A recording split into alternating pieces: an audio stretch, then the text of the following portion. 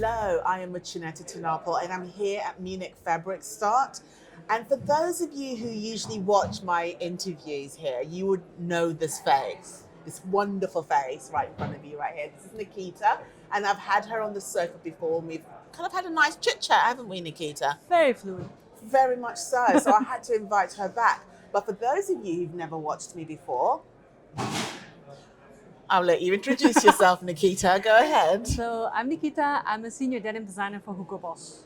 And I've been all around the world a little bit. Yes, and her speciality is Denim. denim. For sure. For sure. And you know what I love about the denim industry? I feel like they are not afraid to go forward versus, let's say, the fashion industry. You see the holes in your kind of industry and what needs to be fixed, and you try and fix it. And they're honest about it as well. They are honest They're about it. honest about if they make a mistake, and they share that as well, so people can also learn from that. But I feel fashion needs to learn that it's okay to make a mistake. Which is a very surprising point, because in a lot of companies nowadays, it's like no space for trial and error. Everything has to be immediately on point. But I don't believe in that, because denim is one of the best examples as well, but the best results you get is if you allow a process to happen. Because from a sketch to a garment and further down, it can still transform your design. You see something that doesn't work, you change it. This is normal. It is normal. And it's how anyone's journey is, you know, whether it's journey through life, journey through work, journey with friends. It's always about trial and error, right? So it's quite interesting that the fashion industry kind of like is fearful of that, or even showing that they've had challenges. I actually had a conversation with my friend about that. She was sending me this concept of a Japanese concept, wabi-sabi, where like it's all in the imperfections that actually makes it more valuable. That's all about everything, to be honest. And, you know, talking to you, fashion, I think they can learn a lot from the denim industry, because we're here in the Blue Zone. And for those of you who don't know, the Blue Zone is an area that Munich Fabric Start has as part of the exhibition. It's curated by the wonderful Panos, you know, and we all know Panos, which is great. And we always find a lot of nuggets of information from the denim industry. And you being from denim, I mean, how have you found it this season? This season, I put also a little bit more different focus though, because I'm trying to get a more bigger picture of what I'm doing, because everything until now has been very like, this is your job description, do it. Yes. Now it's really thinking like, what else is out there? What else can impact my job? How else can I do my job better? Took me a while to get there. So you're kind of looking at the industry from a zoomed up perspective. Also because I now have very different experiences, from fast fashion to actual storytelling with brands and all of that. And all of them work in a quite organic way on how they approach product. And now I'm trying to understand as well, like at my position at the moment at HUGO BOSS, how can I get the best result, but thinking of the big picture from the beginning to the end. Yes. Even further down and going back. And do you know what it is when you have a destination, when you know where you're going? It's easier to map out as well.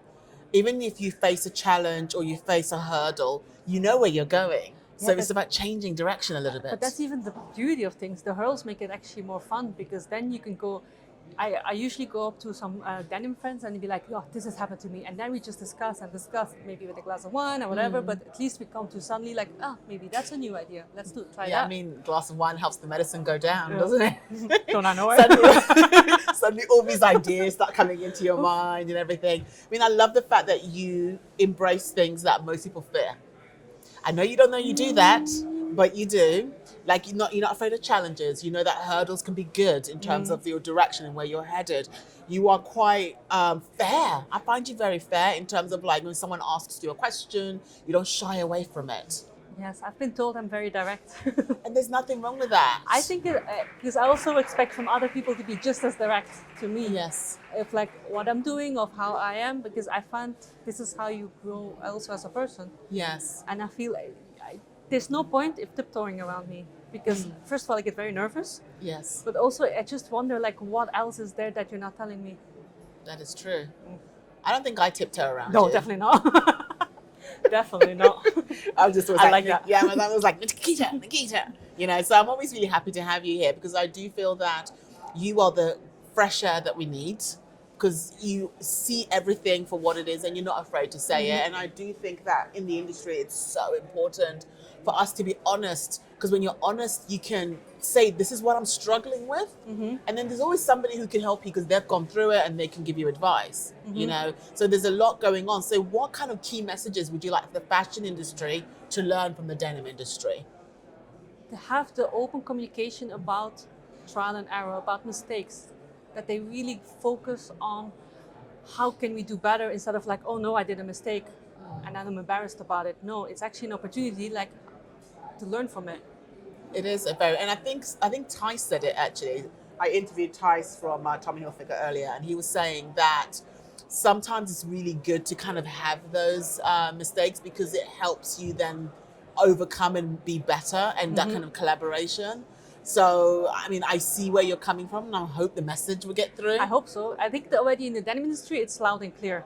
Yes. Yeah, fine. But now I also work on other categories in Boss as well, and I feel there they go still a bit slower on the message. And I mean, I am hopeful. Which is fine, but again, everybody has their own pace. But yes. I think that's the best thing you can take from the denim industry. But and you know also what? community. Do you know what, Nikita? Everyone has their own pace, but you got to start in the beginning, right? But that's what Nearly also said. Yeah, well, start, right? And I feel like you can't be in the race if you haven't started. Right now, we have a lot of people on the sideline watching the race, but not participating in the race. I know. You know, and I do hope that in the next coming years that we're going to see a bit more change. And, you know, if we don't see any change fashion, I'm going to steal Nikita from the denim industry and bring her to fashion. Give that message to the next generation, to be honest, because this is where it lands. So what are your thoughts on the next generation in education? They're already much more educated than I was at that age. Okay. And what I really find interesting is that they also see things quite differently than I did at that age. They come faster to a conclusion that it took me years of working in a company to get there. Yes. So I do think there's a lot of hope for them, but it's just now how to steer them. And I think that and guide them. I agree completely. And I know that Munich Fabric Start has students coming here. So hopefully they're taking in all this knowledge, this information, all the innovation stands that they have here at Munich Fabric Start, taking in all that knowledge to add to what they already have. Because I do feel like what we got at university, it doesn't prepare you for any, like the actual life. No. That's what I feel, because it's very like theoretical, but it doesn't show you actually how it's done. Like what impact your design has on the rest of it. We're not given a map. No. We figure it out. But it was actually interesting because another friend, they have in Stuttgart, there's an organization where they actually help kids from 16 to 20 to do some trials of careers they can follow, and they can give them the opportunities to do some test runs with companies to say like, is this something? Because for example, I really want to be an architect, but then once you're actually seeing the job and experiencing a little bit, is it still something you want to do? Or maybe there's different roles around an architect that also are just as important. I think that's a really good way of doing things. So I remember when I was young, I wanted to be a lawyer. And then one summer I went to work for a law firm and I realized this path is not for me.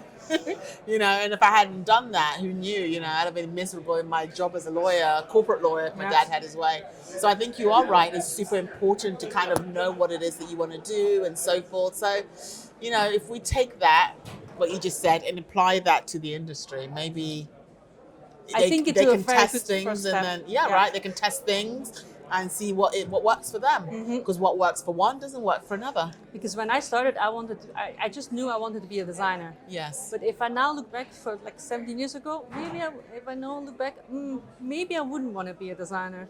You know, maybe I want to go more, maybe even like in buying or merchandise, or because when I started studying, I didn't even realize there were so many elements to the industry. Yes, and they are. And again, now I feel also the younger generation is more informed about this. Yes. But that's good though, because it shows that we are getting better in educating the next generation of fashion professionals, right? I hope so. So, I mean, I'm hopeful. I'm not quite cynical yet. I'm quite hopeful. But as always, Nikita, always a pleasure. Likewise. Talking with you. Do you know what? I've got you on speed dial. You know that, right? Next time with a glass of wine. Glass of wine. Okay, Munich, you heard that. Providing glass of wine, please. Thank you so much. Thank you.